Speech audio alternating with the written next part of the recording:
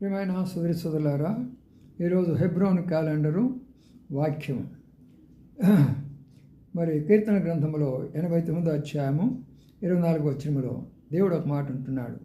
నా విశ్వాస్యత, నా కృప అతనికి తోడుగా ఉండును అంటున్నాడు. ఎవరి గురించి చెప్తున్నాడంటే దావీదుని గురించి.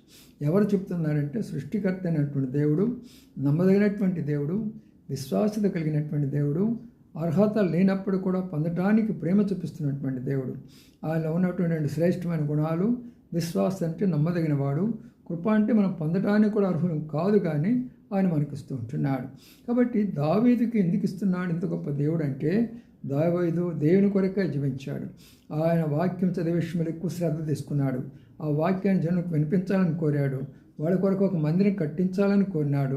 దేవుని కొరకే జీవించాడు కాబట్టి ఆ యొక్క వాగ్దానం తనకిస్తున్నాడు. నీవు కూడా జీవిస్తే నీకు కూడా వాగ్దానం ఉంటుంది.